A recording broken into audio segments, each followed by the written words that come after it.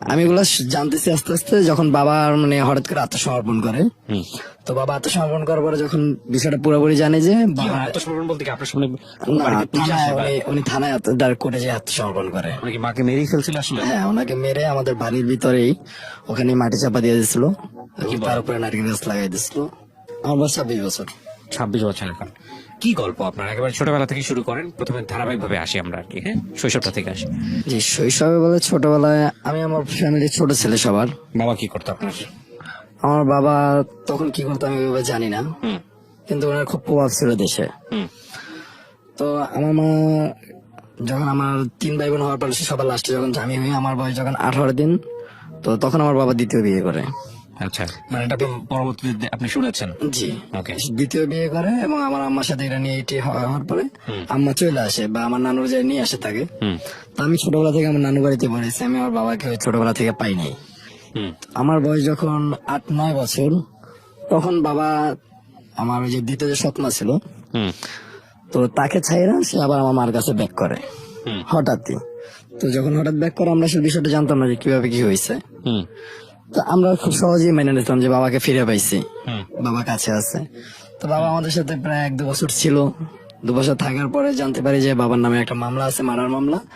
সে আমার ওই যে দ্বিতীয় আমার যে সৎমা ছিল তাকে মেরে ফেলছে। 2-3 বছর পরে জানতে পারছেন? জি, আপনার বয়স কত তখন? তখন আমার বয়স 11 বছর। তখন আপনি মানে এগুলো সব আপনার চোখের সামনে ঘটতেছে এবং আপনি আমি এগুলো জানতেছি, বাট কিন্তু কোনোটা আমি নিজের চোখে দেখি নাই। আচ্ছা। আমি এগুলো জানতেছি আস্তে আস্তে যখন বাবা মানে হঠাৎ করে আত্মসমর্পণ করে। হুম তো বাবা আত্মসমর্পণ করার পরে যখন বিষয়টা পুরোপুরি জানে যে বাবা আত্মসমর্পণ বলতে কি আপনার সামনে না, বাড়িতে পুলিশ থানায় আসে বা উনি থানায় ডাইরেক্ট কোর্টে যে আত্মসমর্পণ করে। নাকি মাকে মেরেই ফেলছিল আসলে? হ্যাঁ, ওনাকে মেরে আমাদের বাড়ির ভিতরেই ওখানে মাটি চাপা দিয়ে দিছিল, তার উপরে নারকেল গাছ লাগাই দিছিল। কি বলেন এগুলা? আপনি কি দেখেছেন, মানে এগুলো স্বীকার করলো কবে বা কি হইলো, কিভাবে জিনিসগুলো? আমি সেই ডকুমেন্ট গুলো দেখছি পেপারসে।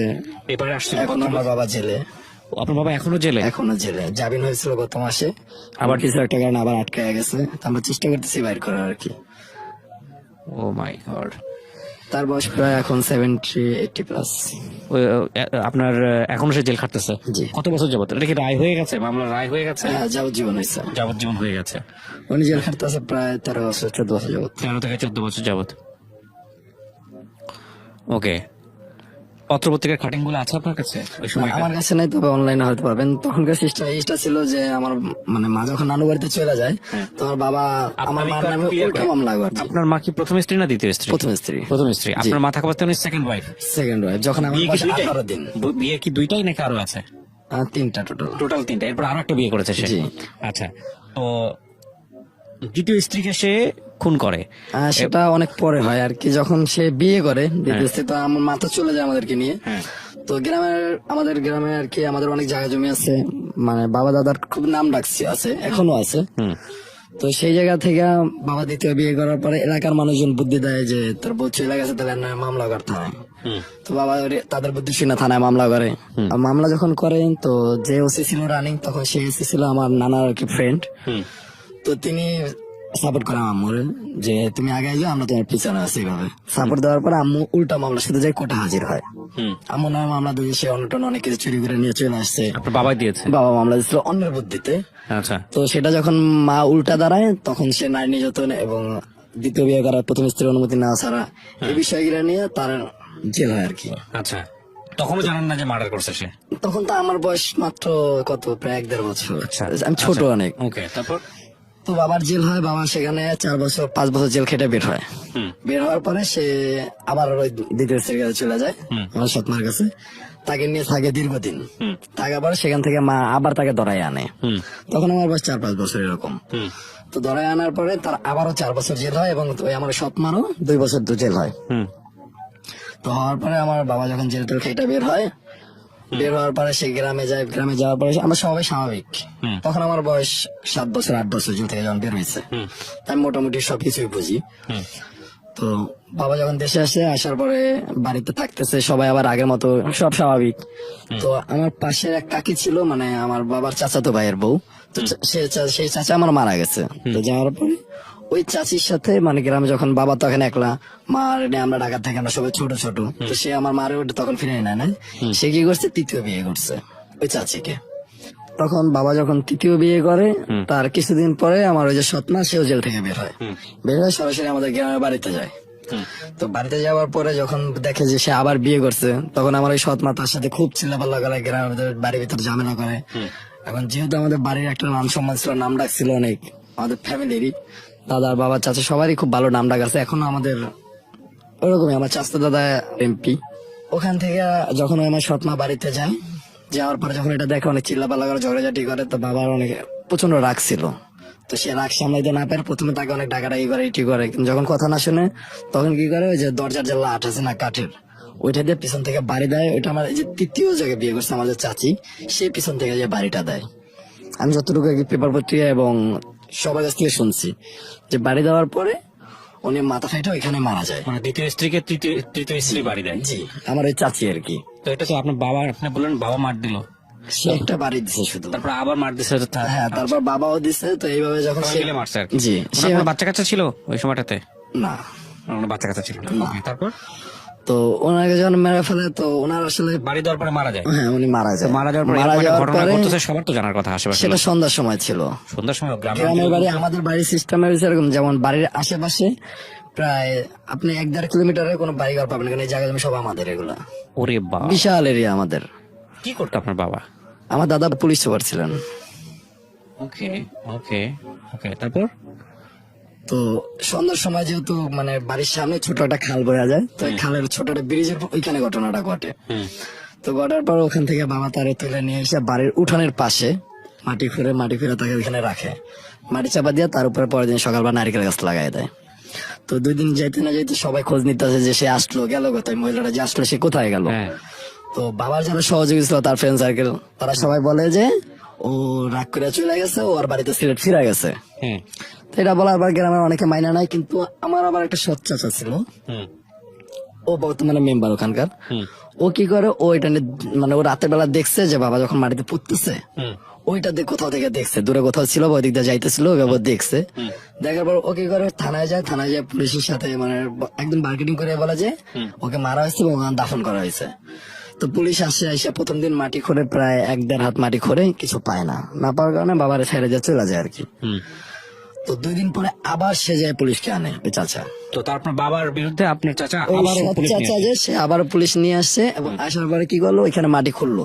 ওই দিনকে সে 2 হাত খোঁড়াইছে, 2 হাত খোঁড়ানোর পরে তার লাশ পাওয়া গেছে। তো লাশ পাওয়া গেল পরে তখন বাবা আবার ছিল বাজারে দ্বিতীয়বার যখন খোঁড়াছে, তখন বাবা ওখানে উপস্থিত ছিল না। যখন লাশ পাওয়া গেছে, তার বাবা খবর পাইছে যে বাড়িতে পুলিশ এসেছে, লাশ খুঁজে পেয়েছে, তখন বাবা ওখান থেকে পলাতক। তো ওই সময়টা বাবা আমাদের কাছে ব্যাক করছে। প্রথম স্ত্রীর কাছে গেছে। হ্যাঁ, তখন আপনারা ছিলেন কোথায়? তখন আমরা ঢাকাতে থাকি, আমরা ছোটবেলা থেকে ঢাকাতে থাকি। আমার মা তখন গার্মেন্টস চাকরি করতো, এবং এভাবে আমাদের বড় করছে অনেক কষ্ট করে। আচ্ছা, আমরা 4 বোন, আমার বড় ভাই, তারপর 2 বোন, তার সবার ছোট আমি। তো বাবা যখন তখন ব্যাক করে, আমরা তো আসলে সবাই খুশি, আমি অন্তত অনেক খুশি ছিলাম যে বাবাকে ফিরে পাইছি, কারণ ছোটবেলায় আমি কখনো দেখি নাই, তার ছবি দেখছি। আপনার মার পেটে কয় ভাই বোন? আমরা 4 ভাই বোন। আপনি সবার বড়? সবার ছোট। সবার ছোট, ওকে। তো বাবা ব্যাক করার পরে তো খুব সুন্দর মধ্যে চলতেছিল। তো 1.5-2 বছর যাওয়ার পরে যখন আমি মোটামুটি বুঝি, তখন শুনতে পেলাম যে বাবার নামে মামলা হয়েছে, এবং এটা রায় হয়েছে, ফাঁসি হয় না, যাবজ্জীবন হয়েছে। তো তাকে যখন সে ধরা খাইলি জেল। তো আমরা তখন বাবা মারে দেখলাম যে সবাই মিলে উকিল টুকিল নিয়ে খোঁজ নেওয়ার পরে আমার ওই মেজো চাচা বললো কি যে ভাইজান আপনি হয়ে যান, হাজির হয়ে যান, বাকিরা আমরা দেখে নেবো। আমরা চাচার সাথে কন্ট্যাক্ট করছি 10 লাখ টাকায় আমরা বের করে নিয়ে আসবো। তো বাবা তার ওই ভাইয়ের উপরে বিশ্বাস করে বাড়ির জমির দলিল টলিল অনেক কিছু তার কাছে দিয়া সে যায় সুন্দর মতো সারেন্ডার করছে। তো সারেন্ডার করার পরে 6 মাস গেল, বছর গেল, 2 বছর গেল, অ্যারেস্ট হয়ে গেছে। হ্যাঁ, আচ্ছা, উনি তো কোর্টে যায় নিজে সারেন্ডার করছে, অ্যারেস্ট। তো উনি যখন ছেলে 1 বছর 2 বছর 3 বছর গেল, আর তাকে বাইর করার কোনো নাই। কিন্তু তার সাথে জড়িত যে আমার এই যে ছোট মা ছিল, মানে তৃতীয় যে চাচি, ওনাকেও পুলিশ ধরছিল। তো ধরার পরে তো ওই চাচা কি করছে, যে টাকাটা দিয়ে বাবাকে বাইর করা কথা ছিল, সে বাবাকে না বাইর করলো, ওই চাচিকে বাইর করছে। আচ্ছা, তো চাচি 2 বছরের মাথায় বের হয়ে গেছে, কিন্তু বাবা আর বের হয় না। এখন প্রায় 10-12 বছর হয়ে গেছে, বাবা এখনো জেলে। আমি ছোটবেলা মানে নানা বাড়ি থেকে তো বড় হইলাম, হুম এত কিছুর মাঝে যে বাবা ছাড়া, মা গার্মেন্টস চাকরি করছে, এইভাবে আমাদের কাছে আমার আসলে ফ্যামিলিগত ভাবে যেটা ছিল সেটা আমরা জন্মের পর আগে পাইনি, সেটা আমার বাবার ভুলের কারণে। হুম, খুব স্বাভাবিক। হ্যাঁ, agree। তো আমাদের জীবনটা খুব কষ্টের ভিতরে কাটছে। তো ধীরে ধীরে বড় হইলাম, আমার বড় ভাই সংসারে হাল ধরলো, হুম সঙ্গে বড় ভাইয়ের যখন বিয়ে করলো হাল ধরলো, তখন বড় বোন ধরলো, হুম তারপর বড় বোনের পর আমি ধরলাম। তো আমার বয়সটা তখন 15-16, জি। এই সময়টায় আমি এই কর্মজীবনে নেমে পড়লাম। লেখাপড়া করেন নাই? লেখাপড়া খুবই অল্প করছি, আমি ক্লাস 5 পর্যন্ত পড়ছি এবং মাদ্রাসা হাফিজি পড়তাম, ওকে। কিন্তু কমপ্লিট করিনি। তো তখন ফ্যামিলি এই বিষয়টা এমন ছিল, আম্মা যথেষ্ট বয়স হইতেছে, আম্মা অসুস্থ হয়ে পড়তেছিল, হুম বড় ভাই সে আলাদা থাকতেছে, বড় বোন সে যথেষ্ট চেষ্টা করতেছে, কিন্তু ফ্যামিলি এভাবে চালে যায়। একজন মেয়ে মানুষ গার্মেন্টস চাকরি করে কিভাবে এই জমানে চালাইতে পারে সংসার? হুম তো তখন ওই জিনিসগুলো দেখে না আমিও বাদ দিয়ে দিলাম যে আমি পড়ালেখা করলাম, আমার সংসারে হাল ধরতে হবে। হুম কাজে নেমে পড়লাম। তখন আমি মিরপুরে বাসে হেল্পার শুরু করলাম, মিরপুরে এসে হেল্পারে? বাসের হেল্পার। বাপের এত অর্থ সম্পদ থাকার পর আপনাকে হেল্পার হতে হলো? বাসে হেল্পারি করছি আমি। আমি 4 দোকানেও কাজ করছি টাকার জন্য। পার ডে আমাকে 200 টাকা দেওয়া হয়তো 4 দোকানে। আমি দিন শেষে সেই টাকাটা নিয়ে আমার কাছে যদি মা তখন কাঁদতো, প্রতিদিন মা বড় ভাইরা কাঁদতো, তো আমি ছিল, ওরা কি দেখতাম। করতো? আমার বড় ভাই বাসে, এই বড় ভাইয়ের জীবনটা ড্রাইভিং এ গেছে, সেও ড্রাইভার, আমিও ড্রাইভার হয়েছি। তো প্রথম হালটা বড় ভাই ধরছে, বড় ভাই সংসার 10 বছর। আপনি বললেন আপনার দাদা পুলিশ সুপার ছিল। জি, তো পুলিশ সুপার থাকা অবস্থায় আপনার বাবাদের কোয়ালিটি কি ছিল? ওনাদেরকে মানুষ করে নাই? আমার বাবা বরিশালের খুবই নামি দামি একটা নেতা ছিল, আচ্ছা, নামের নাম জানতে চাচ্ছেন আপনার বাবার? অনেক ক্ষমতাশীল, এবং কিন্তু কি লেখাপড়া করে নাই? হ্যাঁ আমার বাবা যথেষ্ট রাজনীতি করছে? রাজনীতি করা অবস্থায় কোনো ক্ষমতায় আসছে কখনো? ওরকম তারা কখনো ওইভাবে আগায় না, তারা এমনিতে দাপটের উপরে চালাইছে, তাদের নামের উপরে দেশ চলছে। ওকে। আর এই বাকি দুই ভাই ওরাও একই অবস্থা? না, ছোট চাচারা তো ছোট মারা ফেলেছে অনেক আগে। এত বড় একজন পুলিশ কর্মকর্তা ছোট ছিলেন চাচা আপনি? মারা গেছে 70-এ, 72-এ ছোট চাচা মারা গেছে। আমার কথা হচ্ছে যে সাধারণত এরকম একটা পরিবারের ছেলে মেয়েদের তো সাধারণত লেখাপড়া করায়, আপনার বাপ দাদারা লেখাপড়া দিকে ওইভাবে যায় না? হ্যাঁ করছে তো, বাবা আমার বিয়ে পাস, ওকে আমার চাচা হাফেজ হুম এবং একজন মুফতি। ওকে, ঠিক আছে। তারপর কি হলো? আপনারা এইভাবে সংসার চালাচ্ছেন? জি, এভাবে তো বড় ভাই একটা না 7-8 বছর সংসার চালানোর পরে তারপর যখন বিয়ে হইলো ওর বউ নিয়া, তখন একটা মানে ইসের ভিতরে, ক্রাইসিসের ভিতরে, এক রুমের ভিতরে আমরা থাকতেছি সবাই, আমরা 4 ভাই বোন প্লাস ভাইয়ের বউ, মা, সব আমরা একই রুমের ভিতরে থাকতেছি, এক খাটের উপরে ঘুমাইতেছি, ফ্লোরে বিছনা করে ঘুমাইতেছি, এভাবে থাকতেছি। তো বড় ভাই যখন আলাদা রুম নিল, আলাদা হয়ে গেল, তখন ওর সংসার চালাতেই কষ্ট। ওর একজন ড্রাইভারের কয় টাকা ইনকাম হয় তখন। তা আমি সংসার আলাদার জন্য যখন হেল্পারি শুরু করলাম, তখন মোটামুটি ভালোই আনি, আমার পার ডে আমি 400-500 টাকা কামাই, সেটা 2010-11 সাল আর কি। ওকে। তো তখন আমি পার ডে 400-500 টাকা কামাই। সকালবেলা 6টা বা 7টা বাজে আসতাম, রাত্রবেলা 1টা-1:30 বাজে যাইতাম বাসায়। তো এভাবে 1 বছর করার পর আমি ড্রাইভার হই। ড্রাইভার হওয়ার পরে আমি নিজেই বাস চালাইতেন? বাস চালাইতেছি, তখন আমার খুব ভালো আনি। লাইসেন্স ছিল ওই সময় না? হ্যাঁ লাইসেন্স করছিলাম। ওকে। তো আম্মাই আমার লাইসেন্স করে দিয়েছিল, সেটা আমার কারো কাছ থেকে টাকা ধার করে নিয়ে, কারণ এরকম অ্যাবিলিটি ছিল যে আমরা একসাথে 10,000 টাকা লাইসেন্সের জন্য দিব। খুবই খারাপ অবস্থা ছিল। তো তার মাঝখান থেকে বড় বোন আমার কি করলো, যখন দেখতে যে না দেশে আর কিছু করতে পারছেন, তখন বড় আপা আমার বিদেশ চলে যায়, সৌদি আরবে যায় কাজের জন্য।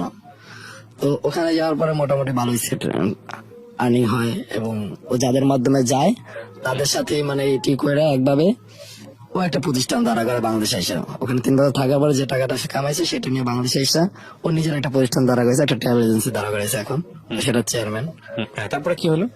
তো আপনি বাসে বাসের ড্রাইভার আমি পার ডে প্রায় 1000-1500 টাকা পার ডে ইনকাম করি। আচ্ছা। তো মাসের মধ্যে 20 দিন কোন গাড়ি চালাতেন আপনি? কোন রুটের গাড়ি চালাতেন? আমি মিরপুর 14 নম্বর থেকে ওই যে ক্যান্টনমেন্টের ভিতর থেকে যে বাসটা চলে, ক্যান্টনমেন্ট মিনি সার্ভিস, আচ্ছা এখন যেটা টেস্টের নামে পরিচিত। আচ্ছা। তখন এটা 5 টাকা ভাড়া ছিল মিরপুর 14 নম্বর থেকে, এখন এটা 15 টাকা ভাড়া নেয়। আচ্ছা, তারপর? তো ওই বাসটা চালাইতাম, ভালোই ইনকাম করতেছিলাম, মাসে 15-20 দিন চালাইতাম, সংসার আমার সুন্দর মতো চলতেছে আম্মারে নিয়ে আমি। তো এইভাবে করে 2017 সালে আপু আমার অফার দিল কি যে দেশে তো অনেক কষ্ট করলি, তাহলে এখন বিদেশে চলে যা। তাই আমি বললাম না আমি বিদেশে যাবো না, আমি দেশেই থাকতে চাই। তো সেই সময় আমি আবার এক ফ্রেন্ডের সাথে পার্টনারে একটা লেগুনা কিনছি, অনেক কষ্টের মাধ্যমে হলো একটা লেগুনা পার্টনার 2জন কিনছি 2 লাখ টাকা খরচ করে, সেটা চালাইতেছে। সেখানে আমরা মাসে খুব ভালো ইনকাম চলতেছে, 35,000 টাকা দেশি কামাইতেছি। সেটা ছিল 2016-17 সাল। তো বড় আপা বললো গাড়িটা এগুলা বাদ দে, তুই বিদেশে যা, বিদেশ গেলে ক্যারিয়ার দাঁড়াবে। তা আম্মা বললো, সবাই যখন বলছে আমি চিন্তা করলাম যাই হোক ছোটবেলা থেকে তো যথেষ্ট কষ্ট করছি, যদি এখন আম্মার একটু কিছু দিতে পারি। বিদেশে যাওয়ার পর ওখানে আমি 1.5 বছর ছিলাম, তো 1.5 বছর থাকার পরে বড় আপু যখন দেশে চলে আসে তখন আমিও চলে আসি ওর সাথে। ওর 2 মাস পরে আমি দেশে চলে আসি। তো আসার পর থেকে ওইটাই ছিল হয়তো আমার দেশে আসাটা আমার উচিত হয় না তখন। তো আমি যখন দেশে আসি, আসার পরে কিছুদিন যাওয়ার পর আমার আবার আগের মতো অবস্থা। আমি পার ডে গাড়ি চালাইলে আমার ইনকাম যদি করতে পারতেছি তো আমার চলতেছে, আর ইনকাম না করলে আমার এর কাছে হাত পাততে হইতেছে। কারণ আমার নিজের কোনো জমাজমির টাকা ছিল না। যে টাকা কামাইতাম সে টাকা খরচ হয়ে যেত ফ্যামিলি সেই মিলে। তো দেশে আসলাম, আসার পর আবার আমি বাস চালানো শুরু করলাম। তখন মিরপুর 14 নম্বর থেকে সাভার রুটে 2019 সালে 18 সালে সার্ভিস চালু হয়, ক্যান্টনমেন্ট বাস সার্ভিস, যেটা এখনো চলে। তো আমি ওই বাস চালানো ধরলাম। এক মালিক ছিল, তিনি আমার ওস্তাদের মতন, মানে আমার ওস্তাদের ফ্রেন্ড। তো সে ওস্তাদ ছিল, তো সে যখন মালিক, তো তার গাড়িটা সে আমার ভালোবাসা দিল যে তুই চালা। সে গাড়ি কাছেও আসতো না, গাড়ি আমার কাছেই থাকতো, এইসব নিয়ে সবই দেখতাম। তো ওই গাড়িটা আমি একটা না চালাইতেছি। আচ্ছা, একদিন আমি মানে বৃষ্টি ছিল, তখন বৃষ্টি পড়তেছিল। তো হেমায়তপুর স্টেশনে গাড়ি খালি, গাড়িতে কোনো যাত্রী নেই, ওখানে বসেছি। হঠাৎ করে দেখলাম যে ব্রিজের উপর থেকে একটা মেয়ে দৌড়ে দৌড়ে আসতে আসে, পুরো ফিল্ম স্টাইলে। তবে দেখে আমার খুব ভালো লাগলো। আর বৃষ্টি পথে দৌড়ে এসে আমার গাড়িতে উঠলো, উঠে আমার পাশে সিটেই বসলো। এত জায়গা থাকতে আমার পাশে এসে বসলো ফার্স্ট টাইম। তো ফার্স্ট টাইম ওকে দেখলাম, তো ওই দিন যাত্রী হিসেবে জাস্ট ভালো লাগা, একটা ক্রাশ এই টাইপের। তো এইভাবে 1 দিন 2 দিন 3 দিন তার সাথে আমার কন্টিনিউ দেখা হইতেছে গাড়িতে। কোনো কথা হয় নাই? একটা না 5-7 দিন আমাদের কোনো কথা হয় না, জাস্ট ও আমার গাড়িতে উঠতেছে, আমি ওর টেকনিক্যাল মোড়ে নামাই দিতেছি, ও আবার দুপুরবেলা ওকেই পাইতেছি টেকনিক্যাল থেকে। এমন একটা সময় যে আমি দুপুরবেলা যাচ্ছি আর ও টেকনিক্যাল মোড়ে দাঁড়ায় আছে। আবার ওরা নিয়ে হেমায়তপুর নামাইছি। পরের দিনকে সকালবেলা সেম টাইম আমি হেমায়তপুর আসলে দেখতেছি আমার গাড়িতে ওই মেয়েটা উঠছে এবং এসে টেকনিক্যাল নামতেছে। তো এরকম 4-5 দিন যাওয়ার পর আমি একদিন ওরে বলি যে আরেকদিন যদি আপনার সাথে দেখা হয় তাহলে আপনার নাম্বারটা আমার দিতে হবে। তো বলতেছে কেন দেবো? আমি বলছি একটা 5-6 দিন যাবে যাইতেছেন আমার গাড়িতে, আসতেছে আমার গাড়িতে, এটা অবশ্যই ইচ্ছাকৃত না হলে সম্ভব না। এত গাড়ি চলে, আমার গাড়িতে কেন উঠতে হইব? তো বলতেছে ঠিক আছে, আপনার গাড়িতে আর উঠবো না। আমি যদি আরেকদিন উঠেন তাহলে আপনার আমি বিয়ে করবো। ফ্ল্যাট করতেছিলাম আমি গাড়ির ভিতরে। তো ডাইরেক্ট এইভাবে বলার পরে ও বলতেছে দেখা যাক। ও এটা ফাইজলামে চলে নিয়ে চলে গেছে। তো এর 2 দিন পরে আবার ওর সাথে আমার দেখা হয় সেম টেকনিক্যাল মোড়ে। আমি মানে ট্রাফিক সিগন্যাল দাঁড়ায় আছি, ওই সিগন্যাল ওই পারে। সিগন্যালটা ছাড়লো, আমি বাস যাইতেছিস, দেখে যে সামনে ওই মেয়েটা দাঁড়ায় না। তা আমার হেল্পার ছিল, তো ওকে বললাম যে দোস্ত ওই মেয়েটার দেখছোস? হ্যাঁ। আমি তাহলে ওরে উঠা, আমি ওর সাথে কথা বলবো। গেট খোলা, মানে তখন নিয়ম হলে গিয়ে গাড়ি গেট লাগাই রাখতে হয়। তো ও কি করছে, গেটটা খোলা শুধু ও কি উঠাইছে আর কাউরে উঠায় না। অনেকগুলো যাত্রী ছিল, সবাই ধাক্কা টাকা দিয়ে সরাই, শুধু ওই মেয়েটারই গাড়িতে উঠাইছে, ওটাই গেটটা লাগাই দিচ্ছে। এখন গাড়িতে আমার পুরো যাত্রীরা সবাই বলতেছে যে একটা মেয়ের উঠানো যেন গাড়ি বের করছে, আর আমার সাথে চিল্লাচিল্লি করতেছে, অনেকে বা গালাগালি করতেছে যে মায়ের জন্যই করতেছে, ছোট্টা মোট্টা দুনিয়ার মানে বাজে বাজে কথা বলতেছে। তা আমি কোনো কিছু কেয়ার না করে আমি ওকে বললাম যে আপনি ভিতরে যাওয়া বসেন। আমি আমার হেল্পার দিলাম যে তুই গাড়ি চালা, আমি তোর লাগে কথা কম। তো যাত্রীরা রীতিমতো অনেক চিল্লাপিল্লা করে, অনেক যাত্রী গাড়ি থেকে নাইমা গেল, যে ড্রাইভার স্টেরিং থেকে উঠে গেছে, হেল্পারে দিতেছে গাড়ি চালাইতে, এই ড্রাইভার ভালো না। তো অনেক যাত্রী গাড়ি নাইমা গেল, গাড়ি খালি আছে। আমি যাত্রী যাই যাক। তো ওর কাছে গেলাম, ওর যে জিজ্ঞেস করলাম আপনার নাম কি, ও বলে বলবো না। তো ওর সাথে আর একটা বান্ধবী ছিল, তারা বললাম যে ওর নাম যদি বলেন তাহলে আপনার ভাড়া নেবো না, ফি। তো সে অল্পতে রাজি হয়ে গেল। যখন এই অফার দিলাম সে বলতেছে কয়দিন ফ্রি? আমি বলছি যে কয়দিন আমার গাড়িতে যাবেন ফ্রি, কিন্তু আর ডিটেলস আমারে দেন। আর অল ডিটেলস আমারে দিয়ে দিল। তো দেওয়ার পর ওই মেয়েটা আর ভাড়াটা আসলে দেয় নাই কখনো, সুযোগ নিছে। আর নাম্বারটা আমি ওই মেয়েটার কাছে কালেক্ট করি, কিন্তু আমি ওর কল টল দিইনি। তো তার 1 দিন পরে ওর সাথে আমার আবারও দেখা হয় হেমায়তপুরে, পরের দিন সকালবেলায়। পরের সকালে যখন আবার গাড়িতে উঠে, তখন আমি ওরে আমার ফোনটা বাই করে দিয়ে বলি যে তোমার নাম্বারটা কি আমাকে দিবা? বলতেছে কেন দেবো? আমি বলছি তোমার আমার ভালো লাগছে এবং গত এতদিন যাবো তোমার সাথে আমি কথা বলার চেষ্টা করতেছি, তুমি কথা বলো না, ইগনোর করো, আবল তাবল বলো। তো আমার নাম্বারটা লাগবে, তোমার যদি কিছু বলতে মন চায় আমার ফোনে বইলো, আমি ফোনে শুনবো। ও বলছে আপনি আমার কল কেন দিবেন? আমি বিবাহিত, আপনি জানেন। আমি বলছি বিবাহিত মেয়েদের হাতে চুরি থাকে, নাকফুল থাকে, আপনার কই? আপনার তো কিছুই না, যেসব গুগল বুঝে লাভ নেই, আপনার নাম্বারটা দেন। তো আর আমি এমন ভাবে মানে করতেছিলাম, ফোর্স করতেছিলাম যে রীতিমতো ঘাবড়ায় যে আমার নাম্বার আমার দিয়ে দেয়, নিজে থেকে দিয়ে দিছে ঘাবড়াইয়া। তো দেওয়ার পর আমি সেদিন আর কল দিই না, তার 2 দিন পর ওকে আমি কল দিই এবং ওর সাথে আমার কথা হয় অনেক। এভাবে না আমাদের প্রায় 6 বছর চলে যায়। চলে যাওয়ার পরে আমার সামনে থেকে আমার আম্মা একদিন এই জিনিসটা বুঝতে পারে যে আমি কিছু করতেছি। তা আম্মা বলে যে তোর তো ফোন চালাইতে না, এখন তোর হাতে ফোন কেন? আমি বললাম মা ফোন তো আমি কিনছি, আমার সবাই তো এখন এই যুগে ফোন চালায়, আমি কি চালাইতে পারবো না? চালাইতে পারবি, ঠিক আছে, সারাদিন ফোনে কার সাথে কথা বলস? তা আম্মা যখন জিজ্ঞেস, আমি আম্মার সরাসরি বলছি যে মা এরকম আমার একটা মেয়ের ভালো লাগে, মেয়েটার সাথে আমার রিলেশন রাখ দিয়ে, ওর বাড়ি হেমায়তপুরে, তো তুমি যদি চাও ওরা দেখতে পারো, আমি তোমার নিয়ে আসি। আচ্ছা। তা আমার হানা কিছু না বলে বলতেছে একদিন নিয়ে আয়, আমি দেখি। And কেন বলছে সেটা আমি জানতাম না। আচ্ছা। তা আমার বলছে একদিন নিয়ে আমি দেখি। তা আমি ওই কথা শুনে পরের দিনকে আমি ওরা নিয়ে চলে আসছি। মারা দেখাইতে। হ্যাঁ, মারা দেখাইতে হইব। তো ওরে আনার আগে আমি ওরা বলছি যে দেখো, আমার মা ছাড়া আর আমার বড় বোন ছাড়া আমার আপন কেউ নেই এখানে। আমার আত্মীয় স্বজন অনেক আছে, কিন্তু সেটার কানেকশন নেই, কিন্তু কেউ আমার আপন না। আমার এই দুইটা ব্যক্তি আমার আপন। আমার মা আমাকে জন্ম দিচ্ছে, আর বড় বোন আমাকে পয়লা বৈশাখ বড় করছে। আমার এই দুইটা মা, তো এই দুইটা আমার বিরুদ্ধে কখনো যাবা না।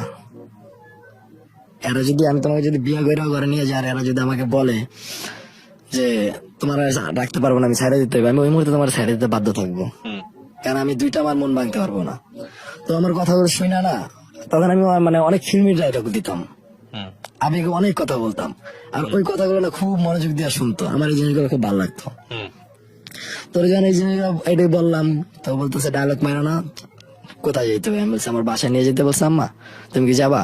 তো ও আবার দিন নানা বাড়িতে যেতেছিল টাঙ্গাইলে, ও বলতেছে আমি কালকে সকালবেলা টাঙ্গাইল যাবো, তাহলে টাঙ্গাইল থেকে বিকালে ব্যাক করেন তোমার এনে যাবো। তো আমি বলছি আমি তোমার সাথে আসছি। অস্বীকার করলো, অনেক জোরাজোরি পরে পরে বলতেছে ঠিক আছে আসো। তা আমি এখান থেকে হেমায়তপুরে যাই, ওরা নিয়ে টাঙ্গাইল যাই। টাঙ্গাইল যে ওকে এবং ওর সাথে দেখে একটা বাচ্চা, ওর ছেলে আর কি। তো আমি ওই দিনকে জিজ্ঞেস না, তখন বন্ধু জানতাম না আমি। হ্যাঁ, বাচ্চা আছে। হ্যাঁ, তখন ওকে জিজ্ঞেস করলাম যে এ বাচ্চা কার? বলতেছে আমার। আমি বললাম তোমার মানে? কেন, আমি আপনার বলছিলাম আমার বিয়ে হয়েছে, আমার বাচ্চা আছে, আপনি তো কেয়ার করেন নাই। আমি বলছি ঠিক আছে, বিয়ে করছো, বাচ্চা আছে, বই আছে, ঠিক আছে, তোমার হাজবেন্ড? ও নাই, হাজবেন্ড তো নাই। আমি তাহলে তোর কোনো সমস্যা নেই, হাজবেন্ড কি হয়েছে? তো বলতেছে তার সাথে নাকি ওই বাচ্চা হওয়ার পরে পরে ডিভোর্স হয়ে গেছে, এবং সে হাজবেন্ড বিয়ে করছে, তার ঘরেও এখন বাচ্চা কাচ্চা আছে দুইটা। তা আমি সবকিছু শুনলাম। কি করতো ও তখন কিছুই করতো না, বিদেশ যাওয়ার প্রস্তুতি নিতেছিল। ওই জর্দান চলে যাবে, ওটা প্রস্তুতি নিতেছিল। আর আমি তখন মানে যখন সবকিছু জিজ্ঞাসা করি, ওই টাঙ্গাইল যে তো আমার পুরো হিস্ট্রিটা বলে যে এইভাবে ওর ছোটবেলায়, অনেক ছোটবেলায় বিয়ে হয়েছে, এবং সেই স্বামী ওরা সময় দেয় না, নেশা করতে, এই করে সেই করে অনেক কিছু বললো, যার কারণে তাদের ডিভোর্স হয়ে গেছে। তো আমরা যখন ডিভোর্স হয়ে গেছে, তোমার লাইফ এখন থেকে নাই, বলো না তুমি ছাড়া তো আমার লাইফে কেউ নাই, তুমি আমার সাথে সারা জীবন থাকবা। তো আমাকে প্রতিশ্রুতি দেয়, হ্যাঁ আমার সাথে সারা জীবন কাটাবে, কখনো আমার চাইরা যাবো না, যেগুলো স্বাভাবিক ভাবে করে। তো সেদিনকার আর আমি টাঙ্গাইল নিয়ে যাই, এবং যাইতে যেতে আমাদের এই ধরনের কথা হয়, আর সবকিছু আমি শুনি। আমি সব একদম ঠান্ডা মাথায় মাইনা নিই, আমি যাকে ভালোবাসছি তার এটুকু, এটা ভুল না, তার জীবনে একটা জাস্ট অ্যাক্সিডেন্ট, এটা মনে করে আমি সবকিছু মাইনা নিই, সব নিজের করে নেবো। তো ও আমার বয়সে 6 মাসের বড়, আমার সিনিয়র। ওর সাথে যখন আমার রিলেশন, তখন ওর বয়সে চলে 21 বছর, আমার বয়সে চলে 21 বছর, কিন্তু ও আমার 6 মাসের বড়। তো এইভাবে পরের দিনকার ও আমাকে বিকালবেলা ফোন দেয়, ওই দিনকার ও ব্যাক করে না, পরের দিন বিকালে আমাকে ফোন দিয়ে বলে যে আজকে আমি বাসা যেতে চাই, তুমি আমার নিবা? তা আমি আবার ঢাকা থেকে সকালবেলা রওনা দিয়ে ওখানে যে পৌঁছতে আমার দুপুর হয়ে যায় টাঙ্গাইলে। তো ওকে নিয়ে আমার বাসা আসি, বাসা আসার পরে আম্মা বাসা ছিল না, আম্মু কোথাও একটা গেছিল, বাসা আমার ছোট বোন ছিল। ও দেখার পরে ওর পছন্দ হয়, কিন্তু ওর কাছে যখন এই সব কথাগুলো ও শেয়ার করে, হ্যাঁ, তো এই জিনিসগুলো মানতে পারে না। তা আমার আর কিছু বলে না, আমার বলছে দিয়ে, আমি ওই দিনকে দিয়ে চলে আসছি। তার কিছুদিন পর আম্মা বলতেছে যে ওই মেয়ের সাথে কথা বন্ধ কর। আপনার মা? আমি বলতেছি কেন? বলতেছে ওই মেয়ের সাথে। তো আমি তখন খুবই মানে সেন্সিটিভ বিষয় হয়ে গেছে আমার জন্য, না আমি ওরা বলতে পারবো না, ওরা ছাড়তে পারবো, এরকম একটা অবস্থায়। তা আম্মা আমার পাগলামি দেখে পরে একদিন আমার নিয়ে গেল, তখন আমার লকডাউন শুরু হয়েছে, মানে করোনার টাইম। তা আম্মা আমার নিয়ে গেল ওদের বাড়িতে, বলতে চল ওদের বাড়িতে যাই, ওর বাবা মার সাথে কথা বলবো। তা যখন আমরা ওদের বাড়িতে যাই, ওর বাবা আমাকে দেখে মানে বলে যে এই ছেলের সাথে আমার মেয়ে আমি দেবো না, আর আমার মেয়ে আপনাদের ফ্যামিলিতে থাকবে না। আমি বলতেছি কেন, আমার ফ্যামিলি কি কম আছে, আমাদের কোত্থেকে ফালানো আছে, আপনাদের থেকে অনেক ভালো আছি। ওর বাবা বলতেছে যে আমার মেয়ে যদি আপনার ছেলের জীবনে যায়, সে 6 মাসে সংসার করবে না, সেই পর্যন্ত 5-6টা সংসার ভেঙে ফেলছে। তার বাবা বলতেছে যে আমার মেয়ে এই পর্যন্ত 5 থেকে 6টা সংসার ভাঙছে, সে কোনো সংসারই করতে পারে নাই। তা আপনার সিদ্ধের যে ফ্যামিলি, তাদের সাথে আমাদের ফ্যামিলির যায় না, যদি আপনাদের ফ্যামিলিতে আমার মেয়ে যায়, সর্বোচ্চ 6 মাস থাকবে কিনা সন্দেহ। তো তো ওই কথা শোনার পর মা আর এখানে কোনো কিছুই বলে না, মা আমার নিয়ে চলে আসে জোর করে। তো মা যখন অস্বীকার করে যে চলে আসার পরে, কিন্তু আমি মানে ওর পিছ ছাড়তেছিলাম না, তখন ও বাহিরে অলরেডি, ও বাংলাদেশে নাই, চলে গেছে। জর্দানে চলে গেছে। এবং আমাকে বলছে, আমি ওকে টাইম দিচ্ছি যে আমাদের একটা ম্যাচিউড আমার বয়স হওয়া উচিত, তোমার হয়তো বাচ্চা কাছে, কিন্তু আমার এখনো বিয়ের বয়সটা হয় নাই। তো আমার আর 2-4টা বছর যাক, তারপর আমরা বিয়ে করি। আমাদের মানে কথা ছিল যে আমরা 2022-এ বিয়ে করবো। তো বলছে তাহলে আমি 2-3 বছর বাইরে থাকি, আমাদের একটা ভবিষ্যৎ ফিউচার আই হইলো। তো যেহেতু আমি ছোটবেলা থেকে কষ্ট করছি, তো কষ্টের মর্মতা বুঝতাম, তো এই জন্য বলতাম যে কষ্ট করলে তুমি টাকা ধরে রাখো, যেটা তোমার ফিউচারে কাজে লাগবে, আমার জন্য না, সেটা তোমার জন্য। তোমার যদি একটা ছেলে আছে, তুমি ওর ভবিষ্যৎ করার চেষ্টা করো। তো ও যাবার পরে ওর যে ইনকাম যা করতো, ওই সেগুলো আর মার কাছে পাঠাইতো অ্যাকাউন্টে, আর ওর মা নিজের মতো খরচ করছে, কখনো সেটাকে ধরে রাখে নাই। তো যখন ওর বাবার কাছে আমরা যাই যাই এইভাবে বলে, মা তো আমার নিয়ে চলে আসছে, আসার পর ওর সাথে আমার সাথে খুব মানে এই বিষয়টা নিয়ে ঝগড়া হয় যে এই কথাগুলো কেন আমার সাথে গোপন করছো। তো আমার বলে, দেখো এগুলো আমার অতীত ছিল, আমার বর্তমান তুমি, তো তুমি কি আমার অতীত দেখবা না বর্তমান নিয়ে থাকবা? আমি বলছি, আমার বর্তমানে কি অবস্থা সেটা বল। ও বলতেছে, বর্তমান তুমি ছাড়া আমার লাইফ আর কেউ নেই।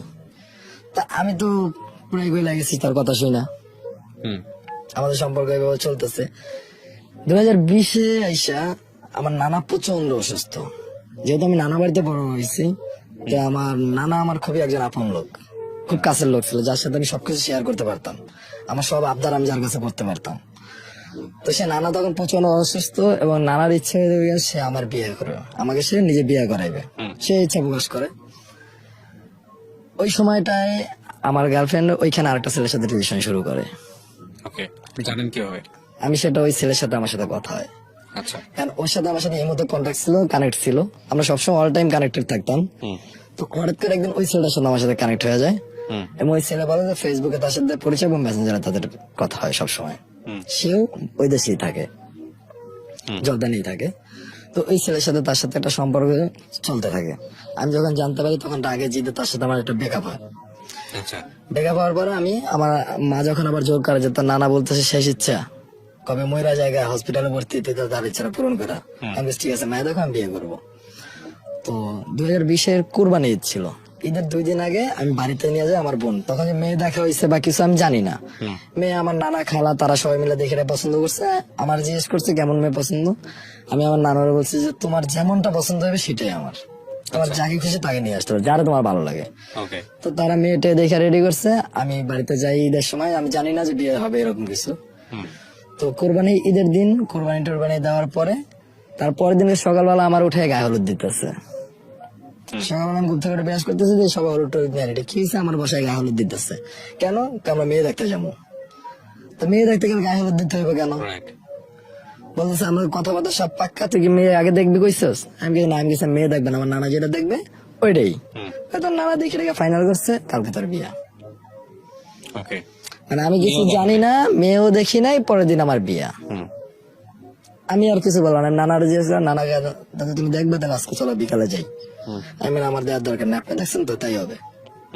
আমি আমার নানা কথাতেই আর কিছু বলি না। আমার নানা মারা গেছে 2021-এর জানুয়ারিতে, 22-এর জানুয়ারিতে। কি হলো তারপরে? তো নানার কথা অনুযায়ী আমি রাজি হয়ে যাই এবং সেই মেয়েকে বিয়ে করি। আমরা ওখানে মানে কি আপনি গিয়ে মেয়েটাকে হ্যাঁ, তাদের না, মেয়েটাকে আমি দেখিও নেই। বিয়ে করার কৌল বলার আগেও দেখেন নাই? না, আমি তাদের বাড়িতে যাই, আমরা সব 10-15 জন একটা অটো নিয়ে যাই, পাশাপাশি গ্রামে আর কি। আমার নানা বাড়ি থেকে 15 টাকা অটো ভাড়া, 20 টাকা। তো আমরা একটা অটো রিজার্ভ নিয়ে, 2টা অটো রিজার্ভ নিয়ে আমরা সবাই যাই। তো যাওয়ার পরে কাজী টাজি বসা, তাদের বাড়িতে প্যান্ডেল ট্যান্ডেল বিয়ে সাজে, আমার শেরওয়ানি টেরওয়ানি পরে নিয়ে গেছে। গেলাম, বিয়ে হইলো, কাজী সাহেব যে মানে বিয়ের নিয়ম কানুন সব পালন করার পরে আমার বলতেছে মেয়ে দেখবা না। আমার খালা আমার খোঁচাইতেছে পাশাপাশি যে মেয়ে দেখবা না। আমি মেয়ে দেখার কি আছে, তোর বউ দেখবি না, একবার দেখা যা। তাই আমি বলছি বিয়ে করে আমি আজকে ঢাকা যাবো, আমি থাকবো না এখানে। আর তারা বলতেছে যে না, জামাই বিয়ে করে কি হয়ে যায়, জামাই ঢাকা আজকে থাকবে। আর তখন ওর পরীক্ষা চলতেছিল, যার কারণে মানে কথা হয়েছিল এরকম যে ঈদের যেহেতু 2 দিন মাত্র, কোরবানি ঈদ গেল 2 দিন, তো তাকে আমরা বিয়ে করে কাবিন টাবিন করে রাইখে আসবো, এবং পরে 2-3 মাস পরে তারা আমরা উঠাই আনবো, এরকম একটা কথা ছিল। তো ওই থেকে আমি ওর কিছু কাবিন টাবিন করে ওই দিনকার ওরা জাস্ট রুমে ঢুকছি, ও বৈশা আছে আমার নানুর পাশে। আমি এক নজর নানুর দিকে তাকাইছি, ওর দিকে আর তাকাই নেই, আমি নানুরে দেখে বের হয়েছে, আমি বলছি দেখছি পছন্দ হয়েছে, হ্যাঁ পছন্দ হয়েছে। কিন্তু তখন আমি ওর চেহারা দেখি নাই, ওই যেভাবে বসেছিল ওইভাবেই জাস্ট দেখছি যে একা পুরো একটা মেয়ে, সুন্দর একটা মেয়ে বই সাথে চলে যাবে। তো ওই দিনকার আমরা বিয়ের পরে বিকালবেলা রওনা দিই, বিকালবেলায় আবার সন্ধ্যার সময় আমরা লঞ্চ উঠি ঢাকার উদ্দেশ্যে, বড় আপা আমি ঢাকা রওনা দিছি। তো লঞ্চে আসার পর ও আমার কল দেয়, ওই দিনকারই আমি বিয়ে করে ঢাকাতে রওনা দিছি। তো ও ফোন কল দেয়, আমি তো চিনি না কে, তোর সাথে আমার কথা হয়। তখন ও আমারে বলে যে আপনি আমার দেখলেনও না, ইউ করলেন না, বিয়ে করে চলে গেলেন, কাকে বিয়ে করলেন আপনি চিনবেন না? আমি বলছি, যে আগে বিয়ে করছি তাকে চেনার সময় অনেক আছে, এখন আমার সময় না, আমাদের যাইতে হবে। তো বলছে আপনি কি কোনো অন্য রিলেশন করেন কোথাও? আচ্ছা, আমাকে জিজ্ঞেস করতেছে। আমি বলতেছি হঠাৎ এই প্রশ্ন, কারণ আমি কিছু একটা শুনছি। আমি বলি, হ্যাঁ আমি একটা মেয়েকে প্রচন্ড ভালোবাসি এবং তার সাথে আমার গত 2 বছর যাবত রিলেশন চলতেছে। এখানে আমার নানা চাইছে, আপনাকে পছন্দ করছে, আমি বিয়ে করছি। বলতে সেই মেয়ের সাথে কি আপনার রিলেশন? আমি বলছি না, তার সাথে আমার রিলেশন নেই, তার সাথে আমার ব্রেকআপ হয়ে গেছে। যেটা সত্য, আমি তাকে পুরোটাই বলছি। বলার পরে সে খুব কান্না করতেছিল। আমি তাহলে যখন জিজ্ঞেস করলাম যে আপনার কোন রিলেশন ছিল, কোনো কথা বলে জাস্ট কান্না করতেছিল। আর সেদিনকার সন্ধ্যা থেকে একদম রাত্র প্রায় 2টা পর্যন্ত তার ফোন ব্যস্ত ছিল। আচ্ছা, যেদিনকার আমাদের বিয়ে হয়েছে, আমাদের বিয়ের কাজ দুপুরে শেষ হয়েছে, আমরা বিকালে ঢাকার উদ্দেশ্যে রওনা দিছি। আর সন্ধ্যা থেকে রাতে 2টা পর্যন্ত তার ফোন ব্যস্ত। সে কিন্তু আমার সাথেও কথা বলতেছে না। আমি তাকে কল টেকের জাফা আমার বলতেছে যে নতুন বৌতি কথা বলবি না, ফোন দে ফোন দে। আমি ফোন দিতেছি ব্যস্ত, আফা ফোন দিতেছে ব্যস্ত, যে ফোন দেয় সেই ব্যস্ত পাইতে আছে। তো আমরা ঢাকাতে চলে যাই। তার ঠিক 2 দিন পরে একটা আমার ফোনে একটা কল আসে এবং সেই ছেলেটা বলে তুমি কে? আমি বলি হ্যাঁ। তো সে আমার বলতেছে যে তুমি যাকে বিয়ে করছো তুমি কাকে চেনো? আমি জানি আমি তাকে চিনি না। তুমি তাকে দেখছো? না আমি দেখিনি। তাহলে তুমি কেমনে বিয়ে করলা? আমি বলছি, আমার ফ্যামিলি দেখছে, সবাই দেখছে, তাদের পছন্দ হচ্ছে, আমি গেছি বিয়ে করছি, চলে আসছি। 3 মাস পরে তাকে আমরা উঠে নিয়ে আসবো।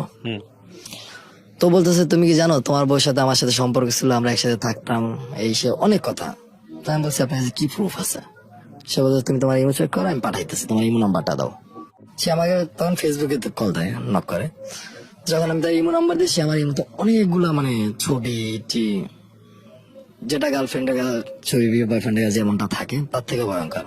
তো অনেক ছবি টবি আমার পাঠায়। আমি সেগুলো দেখার পর আমি আর কিচ্ছু বলি না, আমি জাস্ট মারে খুব গালাগালি করি যে এমন একটা মেয়ে বিয়ে করার কেন, আমি কি পাপ করছিলাম? আমি তোমার কাছে খালি একটা মেয়ে চাইছিলাম, তো তোমাকে তো সে বিয়ে তো দেখে তোমাকে ভালো লাগে না, আর এখন কি না দিলে আমারে? যে মেয়ের বয়ফ্রেন্ড তারা এরকম নোংরা ছবি পাঠাইতেছে। তো এই জিনিসটা নিয়ে অনেকই হয়। তো পরবর্তী যখন আমরা খুঁজি যে ছেলেটাকে, ওই ছেলেটা পরিচয় নিতে নিতে জানতে পারি যে ও আমার মামার চাচাতো শালা, আমার আপন মামার, আমার মেজো মামার চাচা শ্বশুরের ছেলে, বড় ছেলে, একই গ্রামের। তো সেখানে জানার পর তার কিছু বলার থাকে না।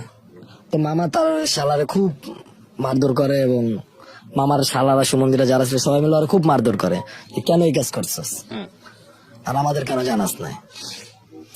তো মেয়েরা যখন জিজ্ঞেস করি, মেয়ে পুরোটা অস্বীকার করে, একদম জায়গার উপর অস্বীকার করে, সে কিচ্ছু করে নাই।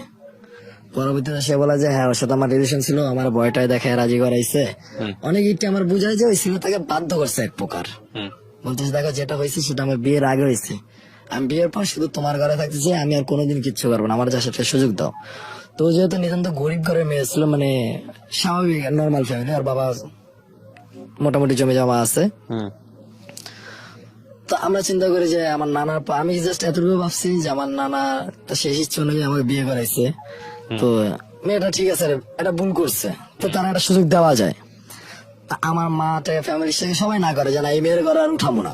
তারপর মা ফ্যামিলি সবাই বলতেছে যে এই মেয়েরে সে আর কেউ মাইনা নিবে না। তাই আমি বলছি মা দেখো একটা ভুল করছে, প্রেম করছে, বিয়ের আগে প্রেম সবাই করে, আমি করছি না? সে বলতে আমিও করছি, আমি অন্যের মেয়ের সাথে করছি, আমার বয়সে তো আরেকজন করছে। এটা হয়তো আমার কপালে ছিল, আমি যেমন কর্ম করছি তেমন ফল আমি পাইছি। তোমার একটা সুযোগ দেওয়া উচিত, যেহেতু গরিব ঘরের মেয়ে, আমরা যদি ব্যাঙ্গে দিই ওরা বিয়ে হবে না।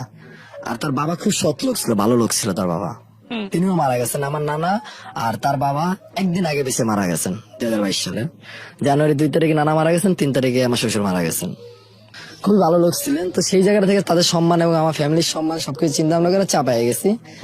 তো 8 দিনের মাথায় বিয়ের মানে ঈদ গেছে, তার 9 দিন পরে আমি তাদের বাড়িতে চলে যাই, একটা গাড়ি নিয়ে প্রাইভেট ঢাকা থেকে, যেহেতু আমি ড্রাইভার, নিজে ড্রাইভ করে চলে যাই, সাথে আমার বন্ধু বান্ধব কিছু নিয়ে যাই, আর আমি একলা নিয়ে আসি। আমার ফ্যামিলির কেউ যায় না, আমার আপন ব্লাড কানেকশন কেউ যায় না। শুধুমাত্র আমি গেছি, আমার সাথে আমার কিছু বন্ধু বান্ধব গেছে 4-5 জন, আমরা যেয়ে তারা ঢাকা নিয়ে আসি। তো আনার পরে সুন্দর মতো চলতেছে, আমি মানে তার একটু ইগনোর করে চলি। প্রায় 3 মাসের মধ্যে তার আমি এইভাবেই চালাইছি, ইগনোর করে না। সে সবসময় চাইতো একটু আমি তার কাছে যাই, একটু তাকে ই করি, তার সাথে কথা বলি।